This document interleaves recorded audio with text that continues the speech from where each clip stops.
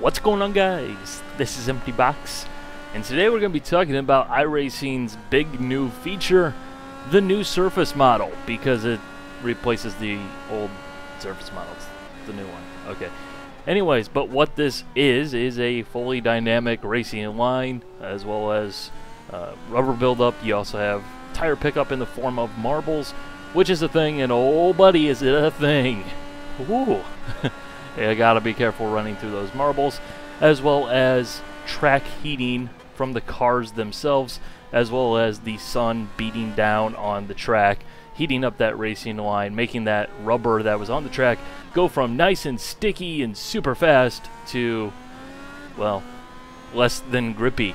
First of all, let me apologize for the footage in the background. It's going to move really randomly and be really weird for most of the video because it's something that's really difficult to showcase because it takes forever for a track to rubber in. It takes forever for things to actually be different, but at the same time, they're different. Yeah. So what you're seeing in the background right now is the Dallara DW12 Indy car at Mid-Ohio.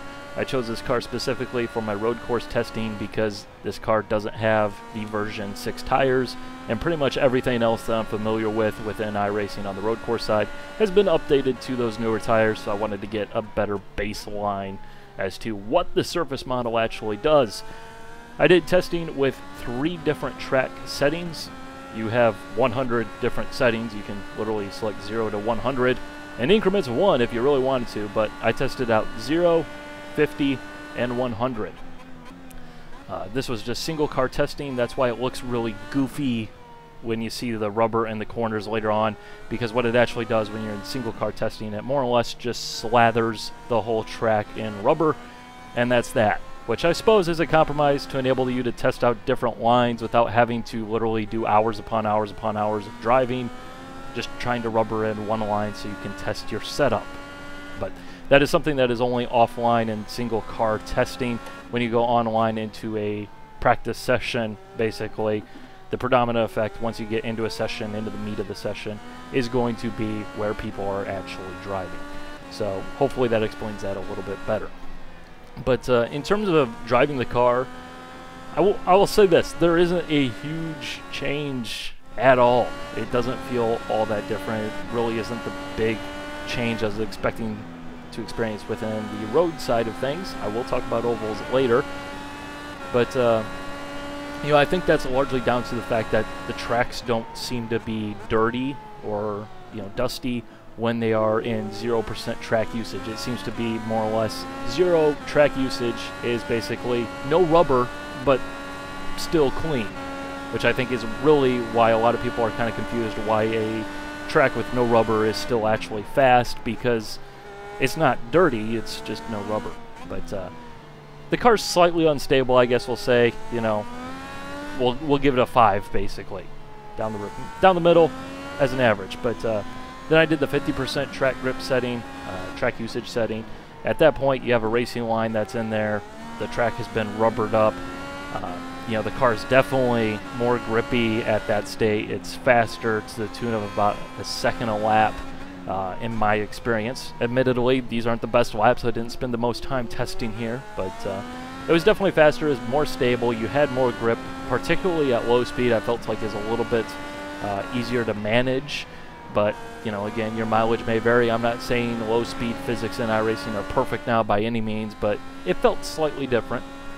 But then going up to 100 track usage, at that point, there was even less grip available than what there was with 0, which the way iRacing has explained this, and hopefully I'm saying this right basically, and not just totally making things up, but the way I interpreted the results of this testing and what iRacing has said is basically when a track is rubbering in, the rubber from the tires itself, underloading of course when a track rubbers in, will go towards rubbering in the track until a certain point where the track has become rubbered in, but then the rubber from the tires starts getting rolled up into marbles, which the way I figure is basically when the rubber from the tire is actually going into the track, when it's actually rubbering in the track predominantly, that's when the car is fastest.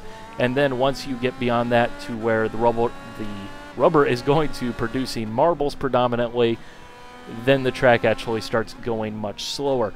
And in amongst this, you also have temperature effects, which not so much a factor on, the road course side of things, because you have lap times that are a minute and a half, 2 minutes. You're not seeing a lot of cars all in the same area. But when you're talking oval side of things, a lot of cars in the same area can generate a significant amount of heat, which is going to make that rubber heat up and is actually going to make that rubber less grippy. For example, drag racing. When it's cold, they actually have more power. But at the same time, they get more aggressive with their adjustments and putting the power to the ground because the track can support it. However, when it gets hot, they actually have less power, but they become less aggressive with trying to put the power down because the track just simply can't support it. There is a point where rubber goes from being nice and grippy and thing that you want on the track to being something that you don't want on the track really all that much. But yeah, it's definitely interesting. We'll need to do more testing. Hopefully you guys understand it a little bit better. In terms of road course racing, it doesn't really mean that much except for the marbles, which, of course, they're marbles. They are massive. They are important. You get in the marbles, bad things happen. So I do expect it to have an effect in terms of the driving itself, as it will reward more precision and staying in between, well, where there's grip and where there's no grip, which is where the marbles are, and you don't want to end up there. Believe me, it's pretty crazy. So anyways, on to the oval side of things. I'm not going to lie, I was most excited to see the effects of the new surface model at play on ovals, because that's where this feature will really shine. This is where features similar to this and other games will really shine. Because, well, simply put, and I know some people will hate me for saying this, the grip that a track has in road racing is the grip that the track has in road racing, and you more or less drive around it, you adapt to it, you change your style, and that's more or less that. Yes, it will change, but you adapt to that, and it's nothing really critical. However, when you're talking oval racing, this is potentially the difference between the single line affair that iRacing oval racing has been for a long while, where you basically run this one line through the corner on these tracks, because if you don't, you just go slow, and 4-wide shenaniganry where people are running 18 different lines through the corners and they're all viable. It just depends on the driver style, the car setup, and a whole host of other factors, including the track surface itself. Unfortunately, that has been somewhat achieved. However, I want to put this huge, massive, incredibly important disclaimer right here. We won't know how this actually works until 3 months from now. Not 3 weeks, not 3 days, 3 months at least. As it is right now, everybody's trying to make this feature work. We're all testing, we're all trying to run the high line because it's the new shiny toy, and my goodness, we might even finally have multi-groove racing and iRacing because everybody wants it. Everybody's trying to make it work because we want it to work because it's so awesome when it does. Is that going to be the case 3 months from now? I don't know. Nobody knows. It very well could end up be something where the fastest line through the corner is still the fastest line through the corner, but now, because of the dynamics of it, eventually that line will heat up and basically nerf that line, giving people a reason to move out of that line. Maybe. I think that's the worst case scenario. I do not think this is a non-change, basically. I do think it is an improvement either way. However, we'll see how big of a change that it actually is. However, in the testing that I was doing, at Homestead, the footage that you're seeing on screen, excuse the silly weather, which actually makes multi-groove racing less viable because there's not that sun beating down on the track to make the track more slippery. But, testing it out, we were just doing a bunch of silliness, basically, pit parties, having fun, and doing a lot of shenanigans, more or less. One of the guys in the server, we were the exact same speed. Me and him were basically stuck together. However, I was running the bottom of the track at my fastest. He was running the top of the track at his fastest. Every single time it seemed like he switched to the bottom of the track and I was running the bottom of the track, I would actually gain on him. Whereas if I followed him on the high side, I just couldn't hang with him because I just can't run the high side as well as he could, which is a good thing to see, because that means that it is up to the driver. It's going to be a much different world out there than where we were just basically stuck on one particular line. This ain't going to make the fast guys slow, this ain't going to make the slow guys fast, but it will give you more options and it will make more passing either way than compared to previously. This is something I'm really excited to see play out, particularly in the regular iRacing races, the shorter iRacing races, the weekly, the daily, the hourly, whatever you want to call them, the official series that aren't the NASCAR iRacing series, basically. But, you know, I don't know how big of a change it's going to be there because we're not going to have the time to rubber in the track or, you know, put so much heat into the track that one line becomes totally useless. But again, this cannot be a negative. This is only a positive in pretty much every sense of the word. So even if it totally sucks, at least it's the same as what we already had, but it's more realistic because it actually is dynamic for once. So, yeah, big step forward. Big step forward even if it sucks. That's always a good thing, right? Anyways, away from those two topics onto sort of implementation-related things.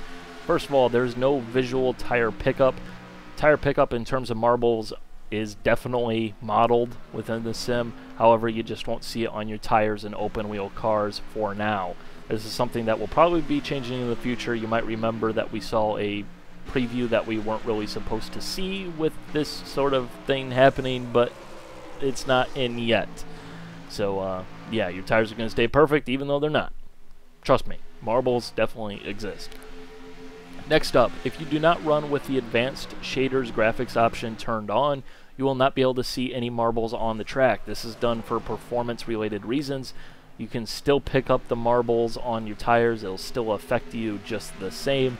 However, you just can't see them, which really, I think, really sucks. However, at the same time, this is done for performance related reasons. People who don't run with that graphics setting enabled are people with weaker systems that need to make compromises anyways. I feel sorry for you guys, but yeah, so that's that. A question that became asked fairly frequently before the release of this update: is there actually sounds related to marbles? And the answer is no. Unfortunately, you won't hear marbles bouncing up off the track and hitting the underside of your car or anything like that, so yeah. Another thing I'd like to point out, cold tires pick up fewer marbles than hot tires do. This is something you would expect. This is how it works in the real world, and that's how it works here in iRacing, which is good to see. I was really interested in seeing if that would be the case or not. Fortunately, it is. I verified this by doing about 5 to 10 laps at 80 miles an hour or less at Iowa Speedway in the IndyCar with maximum marbles. Didn't clear anything. And then when I upped the speed to about 140, 160 miles an hour, the track started cleaning off fairly quickly, and within a fair few number of laps, probably about 10 to 15, there was a pathway that I had been running, basically, which you can see right about now. And last, but certainly not least, this is something that I'm actually really quite excited by, really quite happy with, because I've never played another racing sim where this actually seriously mattered, and this is something that should matter. You know, plus it's just cool because it's another thing that is more realistic, more realism. Does cleaning your tires work in iRacing now? The answer is absolutely yes. It does work, and it can be absolutely critical. I tested this out by doing some mock race starts at Iowa, just pulling out of the pits, cruising around 60 miles an hour until where the commitment cone would be in a NASCAR race, and then jumping on the power like you would do at the start of the race. If I didn't drive through the marbles, I was perfectly fine to just floor it, you know, like usual in that car. Whereas if I drove through the marbles and made no effort to clean off my tires, as soon as I got into the power from the same speed and the same part of the track, every single time, insta spin, or alternatively I had to lift way out of the throttle and be much more careful on putting the power down, which means going slow. But if I actually took my time and cleaned off the tires after driving through the marbles, spun up the rear tires a little bit, maybe did a little bit of swerving, you got to be very careful because it's very easy to lose control, by the way. But if I did that, I was able to put the power down as you would like, you know, as you can without driving through the marbles, which is so awesome to see in a sim finally. It's such a small thing, but it's like so obvious. But yeah, so seriously, it's cool. clean them tires. So hope you guys enjoyed. Clean them tires again. All right, bye.